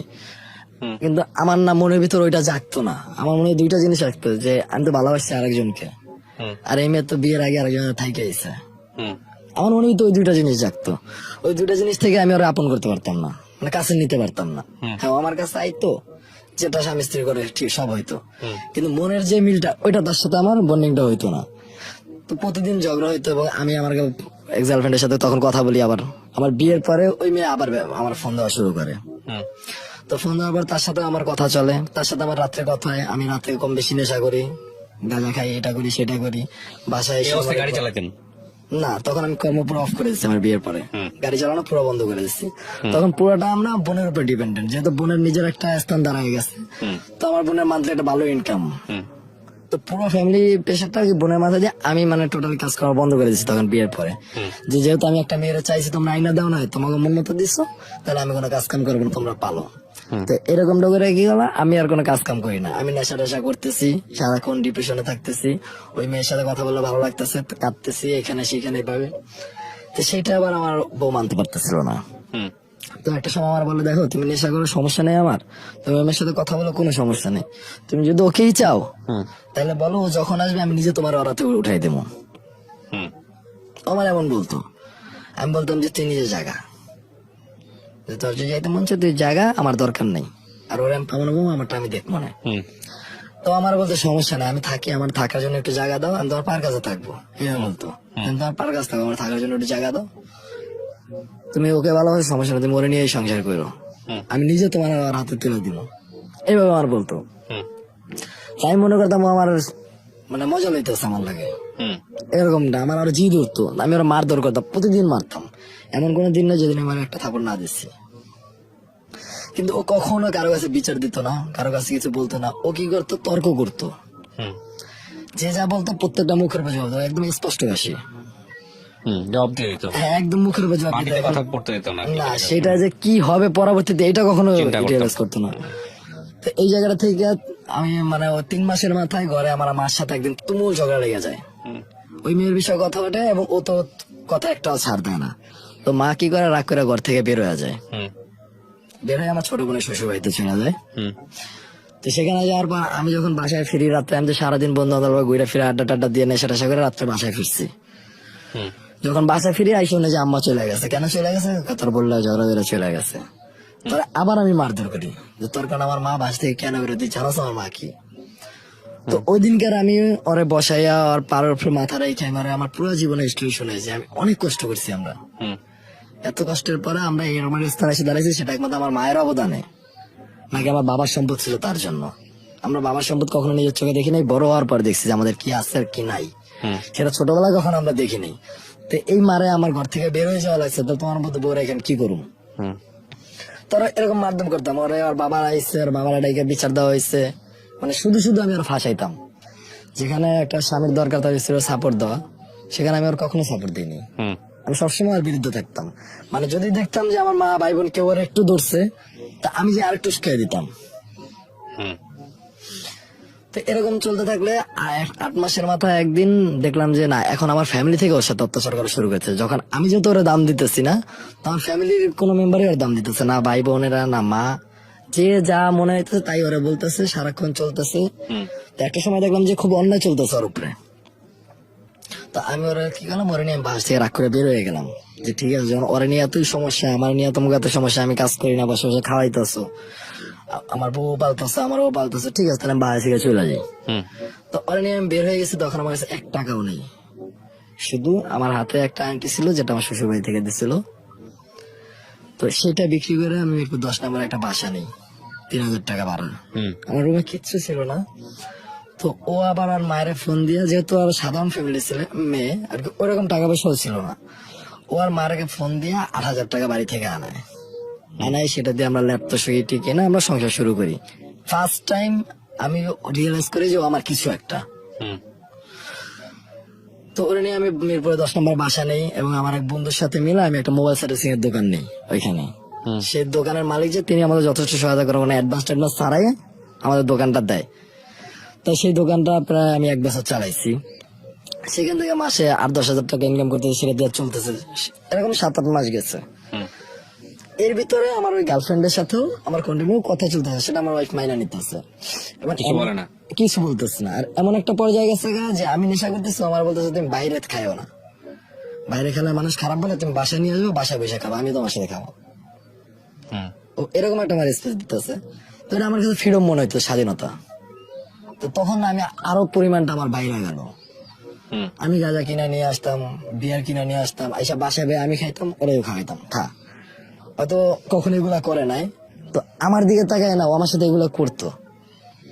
তো আমি নেশার করে এগুলো কখনো ফিল করি নাই। ও কেন করতাম জানি না, ও আমার সাথে গাঁজা খাইতো, এই করতো, এটা আমার সঙ্গ দিত। তো এরকম কিছুদিন দেওয়ার পর বলতেছে, বাবু তুমি এটা বাদ দিয়া দাও। আমি বললাম কেন, সমস্যা কি হইতেছে? কয় না, এটা খুব ক্ষতি, এটা তুমি বাদ দিয়া দাও। আমি খেয়ে রিয়েলাইজ করছি এটা তোমার জন্য ভালো না। তোর কথাগুলো শুনে আমি ভাবলাম যে আসলে মনে হয় একটু হওয়া উচিত, যেহেতু এখন আমি বিয়ে করছি, আমার গার্লফ্রেন্ড আমার সাথে কথা বলতে ঠিক আছে, কিন্তু সে অন্য কারোর সাথে রিলেশনে আছে, তো সেখানে তো আর কিছু বলার নেই। তার এরকম চলতে চলতে প্রায় আমাদের 1.5 বছর সংসার চলতেছে। সে 1.5 বছরের মাথায় 2021-এর মাঝ বরাবর তখন আমার ওই গার্লফ্রেন্ড বলে যে সে তার ভুল স্বীকার করে, যে সে ভুল করছে, অন্য ছেলের সাথে রিলেশন করছে, তার এটা করা উচিত হয় না, তার যেন আমি ক্ষমা করে দিই। এবং সে আমার কাছে একটা ইচ্ছা প্রকাশ করে যে জীবনে একবার হইলেও সে আমাকে পাইতে চায়। আমি বলি, সেটা কখনো সম্ভব না, তুমি যদি চান তোমার বিয়ে করবো, আমি তোমার বিয়ে করবো, তুমি আমার নাম নিয়ে সারা জীবন থাকতে পারবা। ও বলতেছে আমি তোমার নামটা শুধু তুমি আমার বিয়ে করে রেখে দাও, আমি তোমার সাথে কোনো কিছু চাবো না, না তোমার কাছে কোনো কিছু দাবি করবো, না কখনো তোমার কাছে কিছু চাইবো, আমি আমার মতো থাকবো, তুমি তোমার মতো থাকবে, বাস আমি তোমার নামটা নিয়ে থাকতে চাই। তো এইভাবে যখন বলে আমি মনে করি হ্যাঁ এটা আসলে ভালোবাসার টন। তো ওই জিনিসটা থেকে যখন আমি আবার ওর প্রতি জেগে যেতে, তখন না আমার প্রথম স্ত্রীর টাকাটা আমার ভালো লাগতেছে না, তার ভালো কথা গুলো আবার ভালো লাগতেছে না, এমন হয়ে গেছে ওই সময়টা যে সে যে আমার ভালো একটা কথা তা আমার মনে হয় চারিয়ে দিতে আছে। আবার মারধর ঝগড়াঝাটি এগুলো অটোমেটিক শুরু হয়ে গেল সংসারের ভিতরে। তো সেই মারধর করতে করতে একদিন হঠাৎ করে তার মোবাইলে রাত্রবেলা কল আসে। তো কল আসে পরে আমি দেখতেছি যে অন্য একটা নাম্বার, যে নাম্বারটা কন্টিনিউ কথা হয়। তা আমি তা ওই দিনকে চেক করি রাত্রবেলা, যেহেতু ঘুমাইতেছিল, আমি ওর ফোনটা চেক করার পর দেখতেছি যে ও অন্য একটা ছেলের সাথে রিলেশন করতেছে ফোনে, যার কারণে আমার কিছু বলতেছে না। আমি যখন গার্লফ্রেন্ডের সাথে চালাইতেছি, আমার কেন কিছু বলতেছে না, তখন আমি বুঝি যে ও অন্য একটা ছেলের সাথে রিলেশন করতেছে, আমার ঘরে থাকতেছে, খাইতেছে, কিন্তু প্রেম করতেছে আরেকজনের সাথে। এইটার জন্য আমি আরো উত্তম মাধ্যমে অনেক মারি। মারাটার পরে সে মাফটা চাই যে আর কখনো এরকমটা করবে না। তো এর মাঝে আবার যেহেতু প্যান্ডামিক চলতেছিল, করোনা, তো আম্মু বাড়িতে চলে যায় গ্রামে, যে দেশে থাকতো। আমিও আমার বউ পাঠাই দিই আমার সাথে, যে আম্মু বাড়িতে একলা থাকবে, যথেষ্ট বয়স হয়েছে, আমার মার সাথে একজন থাকাতে, তুমি দেশে থাকো, আমি ঢাকাতে থাকি, আমি টার্নিং করতে এসেছি, তোমার সঙ্গে খরচা আমি দিতে পারবো, সমস্যা নেই। তখন আমি বুঝে টুঝে মার কাছে পাঠাই। তো যখন মার কাছে যায়, ওইখানে যাওয়ার পর কন্টিনিউ আরো 2-3টা ছেলের সাথে রিলেশন জড়ায় যায় অটোমেটিকলি। কারণ আমি ওরা সময় দিতাম না, কারণ ওর প্রতি আমার এরকম টানে ছিল না। আমার সব টান লাগতো আমার গার্লফ্রেন্ডের জন্য, ভালোবাসা যাচ্ছিল এর জন্য, তার আমি কিছুই মনে করতাম না। তো তারা জাস্ট ইগনোর করতাম। সেদিনে আমার ফোন দিত, সকালে দুপুর কথা বলার জন্য ফোন দিত, আমি ধরতাম, হ্যালো, হ্যাঁ কি করতেছি, কাজ করতেছি, ব্যস্ত আছি, এসে বলে ফোন কাইটা দিতাম। আর সে তখন কি করতো, ওই সময়টা সে অন্য একটা ছেলের সাথে কথা বলতো। তো একদিনকার ওর বাবা অসুস্থ, তো সবাই ওদের বাড়িতে গেছে, আম্মাও গেছে। আম্মা আমার কইতেছে সারাদিন এত কথা কওয়া লাগে। আমি মাত্র ওই সময় ওর মার নাম্বারে ফোন দিছি, আমার বোন নাম্বারও না। তো মা বলতেছে, বাবা সারাদিন এত কথা কওয়া লাগে কিতে? আমরা সারাদিন দিন রে এত কথা বলতে মাইয়াটা আমার পাগল হয়ে যাইব। আমি গেলাম, মা আজকে 3 দিন পর আমি আপনারা কল দিচ্ছি, আপনি মেলা দিন ধরে আমার কথাই হয় না, তাহলে আমি সারাদিন কাজে তুমি বললাম মিশা লাগো না। এর ভিতরে আমার বউ কি করলো, আইসা তার মার হাত থেকে ফোনটা টান দিয়ে নিয়া আমার বলছি, কি কেমন আছে, ফোন দিচ্ছে, আমার ফোনে ফোন দিলা না কেন? আমি তোমার ফোনে ব্যস্ত দেখাইতেছে কেন? ও যে আমার ফোন দিয়ে ব্যস্ত না, আমি বলছি এই মতো কেন দেখাইতেছে? সে বলতেছে না, এই মতো আমি কারোর সাথে কথা বলি না, ও আমার খালামণি ফোন দিচ্ছিল ঢাকা থেকে, তার সাথে কথা বলতেছিলাম, এই জন্য তুমি হাতেই পাইছো। আমি বললাম ঠিক আছে, না দরকার পাইছো, ওইতেও পারে খালামণি ফোন দিতেও পারে, আমি অতটা গায়ে লাগাইনি।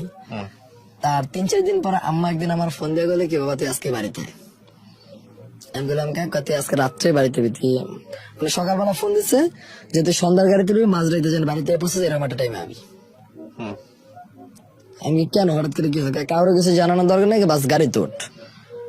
তো এটা বলছে না, আমি আর কোনো কিছু চিন্তা ভাবনা করিনি। আমি আপার কাছে গেছি, আপার কাছ থেকে টাকা নিয়ে গাবতলে গেছি সন্ধ্যার সময়, মানে 5:30 বাজে গাড়িতে উঠছি।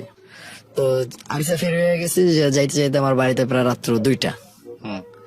তো আমি বাসে যে যার নিচে আম্মারা ফোন দিচ্ছি, আম্মাকে দরজা খোলা আছে, কোনো শব্দ করবি না, ওই সোজা তো রুমে যাবি। তো আমি যখন দরজাটা খোলা রুমে ঢুকি, দেখি যে ফোনে ভিডিও কলে কথা বলতেছে ছেলের সাথে। সে আমার দেখে দেখতে মতো ঘাবড়ে যায়, কি হইতেছে, কোথেকে আসলাম। সে আমার তুমি আসলে বললো না, আমি এটা খেয়ে আমার চাস্তো ভাই, আমি রাতে 2টা বাজে কেমন চাস্তো ভাই, চাচাই খবর নেয় না, চাস্তো ভাই কিভাবে রাতে 2টা বাজে খবর নেয়, বলে আমি ওর একটা থাপড় দিই। তারপর তারপরে দেখো আমি না এমনি বাস কথা হচ্ছে, আমার জাস্ট একটা ফ্রেন্ড, আমার কলেজের ফ্রেন্ড, কেমন ফ্রেন্ড, কল ব্যাক করো। ছেলে যখন ফোন দিয়ে আমি জিজ্ঞেস ছেলে বলতেছে আমরা জাস্ট ফ্রেন্ড, আমরা কলেজের ফ্রেন্ড। কোন ফ্রেন্ড, কলেজের ফ্রেন্ড তুমি? বলছে আমরা একসাথে পড়ি। আমি কোন কলেজে একসাথে পড়ছো তুমি? ও মাত্র এসএসসি পরীক্ষা দিচ্ছে। তো তুমি কলেজের ফ্রেন্ড কি হবে, তো কলেজে এখন ভর্তি হয় নাই। তো এক কথা দিকে তর্কের মাঝে ও এটা আবার কাটাই যেতে চেয়েছিল। তো ওই দিনকে আমি ওর অনেক মারধর করি, আমি বাস থেকে বের করে দিই রাত্রবেলায়। বের করে দেওয়ার পর ওর বাড়িতে চলে যায়। তো সপ্তাহখানেক পরে ওর বাবা আবার অসুস্থ, তার বাবার ক্যান্সার ছিল। তো তার বাবার নিয়ে ঢাকা আসবে, আমার বলতেছে বাবা তো অসুস্থ, আমার ঢাকা যাওয়া উচিত। তাই আমি বললাম তোমার আমি কোনোদিন আর অ্যাকসেপ্ট করতে চাই না, তুমি তোমার মতো থাকো, আমি আমার মতো আছি। তো আবার আমার কাছে মাস্টার চলে দেখো তোমার শূন্যতা দূর করার জন্য তুমি যে তোমার টাইম দিতে আমার এটা রিয়াজ করাইলো যে আমার অভাবে অন্যটা ছিল আসক্ত হয়েছে। আচ্ছা, তো আমি জিনিসটা মানতেছিলাম না, তারপর আমার বলতেছে তুমি জানো আমি প্রেগনেন্ট। ওকে। হ্যাঁ, আমি বললাম তুমি প্রেগনেন্ট কিভাবে, কারণ ও তখন বাড়িতে গেছে মাত্র 1.5 মাস হয়েছে, তার এখন তো আমার সাথেই ছিল। তো বলতেছে আমি প্রেগনেন্ট। আমি বললাম তুমি প্রেগনেন্ট সেটা আমার আগে বলো না কেন। তো ওইটা শুনে না আমি আসলে খুবই একদমই হয়ে গেছে যে আমার একটা বাচ্চা হবে, এটা আমার খুব শখ ছিল। তো ওইখান থেকে আমি না একদম এক কথা দিয়ে মাফ করে দিই। মাফ করে দেওয়ার পর আমি বলতে চলো তোমার নিয়ে ঢাকা চলে যাই, তোমার এখানেও থাকা লাগবে না। যেহেতু আমি বাস থেকে আর বাইর করে দিচ্ছি, আর সবাই আর বিরুদ্ধে গেছে গা, কারণ সবাই সাথে আমি খাড়া করেছে চরিত্রহীন, এটা তো আমি অলরেডি প্রমাণ করে দিয়েছি চরিত্রহীন। তো সেই জায়গা থেকে ওরা যদি বাইর করে দিচ্ছে, তো কেউ তার অ্যাকসেপ্ট করতেছিল না। আমি ওরা কেন না জেনেই ঢাকায় নিয়ে আসি, আইসা আবার বাসায় নেই, বাসা নিয়ে আমরা একসাথে থাকি। 2 মাস যায়, 3 মাস যায়, 3 মাসে 4 মাস যায়। আমি বললাম কি অবস্থা, তুমি না প্রেগনেন্ট ছিলা? ও বলতে দেখো আমার না, আমি তোমার কেমন বলবো, আমি তো ভয় পাইছি, আমার আসলে বোঝায় পড়েছিল, আমার অন্য সময় ছিল যার কারণে মেন্স বন্ধ ছিল, আমি না প্রেগনেন্ট না। ওই কথাটা শোনার পর আমি খুব কষ্ট পাই, আমার অনেকটা কষ্ট লাগে। তো আমি ওর আর কিচ্ছু বলি না। তো এই কষ্ট থেকে আমি আবার কি করছি, একটু ভালো থাকার জন্য আমার গার্লফ্রেন্ডের সাথে কথা বলা শুরু করে দিচ্ছি, এবং ওই জিনিসটা আবারও কিছু বলে না। তো 1 সপ্তাহের মাথায় সে আবার বলতেছে আমি প্রেগনেন্ট। ওকে, তো প্রেগনেন্ট বলো, আমি বলেছি আমাকে প্রমাণ দাও, তুমি যদি এখন প্রেগনেন্ট হও সে বাচ্চা আমার না, কারণ আমি গত 1 মাস যাবত আমি তোমার সাথে ছিলাম না। তো এই কথা বলতেছে তুমি অস্বীকার করছো, আমি হ্যাঁ আমি অস্বীকার করতেছি, যেহেতু আমি 1-1.5 মাস যাবত তোমার সাথে ছিলাম না, তুমি একদিন যত প্রেগনেন্ট ছিল না, এখন তো প্রেগনেন্ট হওয়ার কোনো প্রশ্ন নেই, তুমি মাত্র 2 দিন হয়েছে ঢাকায়, 2 দিন আমার সাথে থেকে গেছো, কিভাবে হতে পারে? তো ও এটা যেমন হোক আমার কনভিন্স করে যে এটা আমার বাচ্চা। তা আমি যখন অস্বীকার করি, ওরা মারধরও করি, ওই অবস্থায় আমি মারধর করার পর ও বাড়িতে চলে যায়। বাড়ি যাওয়ার পর আর মারেনি, ওইটা অ্যাবর্শন করায় বাচ্চাটা নষ্ট করে, কিন্তু বাচ্চাটা আমার ছিল। আচ্ছা, বাচ্চাটা আপনারই ছিল? বাচ্চাটা আমারই ছিল, আমার বোনের কারণেই সেটা গেছে, ওর মারে নিয়ে নষ্ট করে ফেলায়। তো আবার 3-4 মাস পরে আমি আবার ওরে মানে সবকিছু বাদ দিয়ে মাইনে নিই, কেন জানি আমি ওরা ছাড়তে পারতেছিলাম না, মানে না আর সাথে রাখতে পারতেছিলাম না, ওরা ছাড়তে পারতেছিলাম। এরকম অবস্থায় কয়েকবার আমার পরপর 4বার বলো প্রেগনেন্ট, আর 4বারে একবারও কিছু হয় না, আর এর ভিতরে একবার তো বাচ্চা নষ্টই করে ফেলছে। তো এই বিষয়টি নিয়ে রাগে যে ক্ষোভে একটা সময় আমি ডাইরেক্ট তালাক দিয়া বাড়ি থেকে 1 তালাক দিয়ে বের করে দিই, বাসা থেকে ঢাকা থেকে পাঠাই দিয়ে। ও বলতেছে আমি কোথায় যাবো, অনেক কান্না করে, আমার পাদের অনেক মাপ চায়। আমি বলছি না তোমার তো চরিত্রের মেলা আমি থাকবো না, তুমি গত 2 বছরে আমার 4 বাচ্চার অভাব বানাইছো, আমার বাচ্চা কই? তো এরকম কথা কাটি করে আমি বাসা থেকে বাইর করে দিই, ও চলে যায়। চলে যাওয়ার পরে 1 থেকে 1.5 মাসের মাথায় আমার এই গার্লফ্রেন্ড, ও তখন অলরেডি বাংলাদেশে আসছে। তো ওর সাথে আমার কন্টিনিউ কথা হয়েছে, একদিন ও বলে যে ওর বাবার কাছে নাকি ওর মায়ের কাছে টাকা চাইছে, ওকে কোনো টাকা পয়সা দেওয়া হচ্ছে না। ও টাকা চাওয়ার কারণে আর আমার মা খুব মারধর করছে, মারধর করে বাড়ি থেকে বাইর করে দিচ্ছে। এখনো কোথায় যাইবো? তা যেহেতু আমি ওরা ভালোবাসতাম, সেখান থেকে বলছে যে তুমি কি আমার বিয়ে করবা, আমি তোমার সাথে থাকতে চাই। ও রাজি হয়ে যায়, যে তোরা তো তখন কোনো অফিস নেই, ওরা বাড়ি থেকে বাইর করে দিচ্ছে। আর মা, আমার মা একটু লোভী টাইপের। তো ওরা যখন বাড়ি থেকে বাইর করে দেয়, আমি ওরা নিয়ে আসি। আসার পরে আমরা বিয়ে করি, সেটা আগস্টের 29 তারিখে, 2022 আগস্টের 29 তারিখে আমরা বিয়ে করি। আমার বড় বোনের বাসায় আমি ওরা নিয়ে এসে, বড় বোনই আমাদের বিয়ে দিয়ে দেয়। তো বিয়ের 2 দিন পর আমি জানতে পারি ও যে জর্দানে ছিল, জর্দানে সে এখানে তার আরেকটা হাজবেন্ড ছিল, মানে আরেকটা ছেলের সাথে সে হাবিবির মতো থাকতো, না বিয়ে ছিল না ই ছিল, কন্টাক্টে ছেলের সাথে থাকতো। সেই ছেলের সাথে আমার সাথে কন্ট্যাক্ট করে এবং ওর বিভিন্ন ছবি ভিডিও টিডিও আমার পাঠায়। তো পাঠানোর পর ও চাইতেছিল যে করে, তা আমি ওর এতটাই ভালোবাসতাম, তা আমি এগুলো না পুরোটা ইগনোর করে দিই। আমি ওই ছেলের বলি, ভাই তোমার সাথে যদি থাকো, যেহেতু তোমার বিয়ে করছো না, বলে হ্যাঁ আমার বউ, তুমি আমার বউরে কেমনে বিয়ে করলো? ছেলের বউ দাবি করতেছে। তাই আমি বলছি, ওই এর আগেও 2-3 জনের বউ ছিল, সেটা জানা সত্ত্বেও আমি ওরা ভালোবাসছি। আমি মানে একটু কনফিডেন্টলি বলতেছিলাম যে ও যেহেতু আমাকে ভালোবাসে, তো ভাই আমি ওর একটা সুযোগ দিতে চাই ভালো। আর ও জাস্ট আমার সাথে এইভাবে বলতেছিল যে দেখো আমাকে একটা সুযোগ দাও, আমি জীবনে হয়তো 6-7টা ছেলের সাথে থাকছি, সম্পর্ক করছি। যে ও বলতেছে আমি খুব খারাপ ছিলাম, সেখান থেকে আমি ভালো হইতে চাই, তোমার হাত ধরে আমি ভালো হইতে চাই, তোমার সাথে আমার জীবনটা কাটাইছে, আমার একটা সুযোগ দাও। তো এইভাবে যখন বলতেছিল না, আমি সবকিছু ইগনোর করে জাস্ট ওরে নিয়েই থাকতে চেয়েছিলাম। আর যখন ওরে নিয়ে থাকি, তখন আমার ফ্যামিলি থেকে ডাইরেক্ট বলে যে এই মেয়ের সাথে থাকলে আমাদের সাথে তোমাদের সাথে তোমার সাথে কোনো কানেক্ট নেই, কোনো সম্পর্ক থাকবে না। তা আমি একটা বলে যে সবার থেকে ডিসকানেক্ট হয়ে যাই। এদিকে আমার প্রথম বয়সে আমার সাথে ডিভোর্স হয় নাই, সেও আমার খুঁজতেছে, সেও ব্যাক করতে চাইতেছে, যে বিভিন্ন ভাবে মাপছে আর সবাই কনভিন্স করে সে ব্যাক করতে চাইতেছে। আর আমি এদিকে আরেকটা বিয়ে করে ফেলছি। আর এই বিষয়ে যেটা এখন আমি এটাও মাফ করতে পারতেছি না, ওইটাও বলতে পারতেছি না। তো আমার দ্বিতীয় বউকে নিয়ে আমি থাকার পরে 1 মাসের মাথায় একদিন তার সাথে আমার সাথে তর্কাতর্কি হয়। তর্কাতর্কির মাথায় সে আমার প্রথম ওয়াইফ নিয়ে কথা বলে। তো বলার পরে আমি সাথে জাস্ট মানে সে কল দিছে বিদায়, ও খুবই করে। তাই আমি বললাম দেখো, ও জাস্ট একদিন কল দিছে, তাতে তোমার এই অবস্থা, আর তুমি 2টা বছর অসংসারের মধ্যে কল দিচ্ছ, আমি তোর সাথে কথা বলছি না। ও তো কখনো রিয়াক্ট করে না। ও বলতেছে আমি ভাগ দিতে পারবো না। তুমি কি আর ভাগ দিতে? স্বামীর ভাগ দিতে পারবো না। ও তো দিচ্ছে, ও তো আমার বড় বউ, ও তো আমার প্রথম স্ত্রী, তুমি আমার প্রথম ভালোবাসা, আমার প্রথম স্ত্রী, আমি কারে ফেলাবো? ও কল দিচ্ছে, তার জন্য রিয়াক্ট করার কিছু নেই। তো এক কথা 2 কথায় ও খুব শার্ট করে। দ্বিতীয় স্ত্রী? হ্যাঁ, শার্টের পর আমি বলে যে তোমার যদি ভালো না লাগে তুমি চলে যেতে পারো। ও আর কোনো কিছু না বলেই ও ডাইরেক্ট আর বাবা বাড়িতে চলে যায়। আচ্ছা। চলে যাওয়ার পর আমার সাথে আবার ফোনে কথা বলে, ও কন্ট্যাক্ট করে যে ওর ছেলের সহকারে যদি আমি মাইনা নেই, ওর ছেলের সহকারে আমার রাখতে হবে, তাহলে ব্যাক করবে না, করবে না। আমি বলছি ঠিক আছে, তোমার ছেলে নিয়ে আসো। আমি এক কথাই মাইনা, যেহেতু আমি ছেলেটা ছোটবেলা থেকে দেখছি, এখন ছেলেটা আবার 7 বছর, তখন যখন রিলেশন শুরু তখন ছেলেটা বয়স মাত্র 2 বছর ছিল। আমি সেই বাচ্চা থেকে আর দেখছি। তাই আমি বলছি আমার কোনো সমস্যা না, আমি নিজের ছেলের মতো মানুষ করবো। তাই আমি ছেলেটা আনি। তখন আপনার বাচ্চা কাচ্চা হয় না? না, আমাদের কোনো বাচ্চা কাচ্চা হয় নাই। আমার মাত্র 2 মাস হয়েছে। আপনার প্রথম স্ত্রীর কোনো বাচ্চা কাচ্চা? না, প্রথম স্ত্রীর কোনো বাচ্চা কাচ্চা হয় না। তো দ্বিতীয় স্ত্রী তার ছেলে নিয়ে আসে, আসার পরে সব সুন্দর মধ্যে থাকতেছি। আমি ছেলের যথেষ্ট দেবো, আমার বাবাটাকে আমার খুব ভালো লাগে, বাবা ডাক শোনার জন্য। তো ওরে নিয়ে আমি আসি ওই ছেলের মাদ্রাসায় ভর্তি করার জন্য।